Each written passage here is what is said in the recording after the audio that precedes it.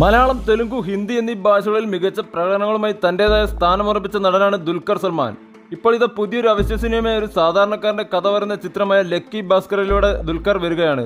2024 September 21 ചിത്രം തിയേറ്ററിലെത്തും. സിത്താര എന്റർടൈൻമെന്റ്സിന്റെ ബാനറിൽ Suryadevara നാഗവംശിയും Fortune 4 സിനിമാസിന്റെ ബാനറിൽ സായി സൗജന്യം ചേർന്നാണ് ഈ ചിത്രം നിർമ്മിക്കുന്നത്. തൊലി പ്രേമവാത്തി എന്ന ചിത്രങ്ങൾക്ക് ശേഷം വെങ്കട് അഡ്ലൂരി സംവിധാനം ചെയ്യുന്ന ചിത്രം കൂടിയാണ് ലക്കി ഭാസ്കർ. ഈ ചിത്രത്തിൽ മീനാക്ഷി ചൗധരിയാണ് നായികയായി എത്തുന്നത്. ജി.വി. പ്രകാശ് കുമാർ ചിത്രത്തിന് സംഗീത സംവിധാനവും നിമിഷ് രവി ഛായാഗ്രഹണവും നിർവഹിക്കുന്നു. ചിത്രത്തിന്റെ ടീസർ റിലീസ് ചെയ്തത് ദുൽഖറിന്റെ പിറന്നാൾ ദിനത്തിലായിരുന്നു. അതിനാൽ വളരെയധികം ആവേശത്തിലാണ് ആരാധകർ ഇപ്പോൾ. ചിത്രത്തിന്റെ ഒരുക്കങ്ങൾ അവസാന ഘട്ടത്തിലാണ് എത്തി നിൽക്കുന്നത്. തെലുങ്ക്, മലയാളം, ഹിന്ദി ഭാഷകളിൽ ചിത്രം തിയേറ്ററിൽ റിലീസിനെത്തും. നടൻ ഷെയ്ൻ നിഗം സാമൂഹ്യ മാധ്യമങ്ങളിൽ പങ്കുവച്ച ഏറ്റവും പുതിയ ചിത്രവും അതിന് നൽകിയ തലക്കെട്ടും വൈറലാവുന്നു.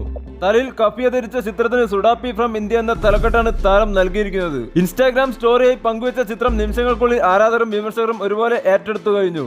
കഴിഞ്ഞ ദിവസം എല്ലാ കണ്ണുകളും റഫീലേക്ക് എന്ന ഷെയ്ൻ നിഗത്തിന്റെ പോസ്റ്റ് മേറെ ശ്രദ്ധയായിരുന്നു. ഇപ്പോൾ കാഫിയ ധരിച്ചുള്ള ചിത്രത്തെയും അനുകൂലിച്ചും പ്രതികൂലിച്ചും നിരവധി പേർ രംഗത്ത് വരുന്നുണ്ട്.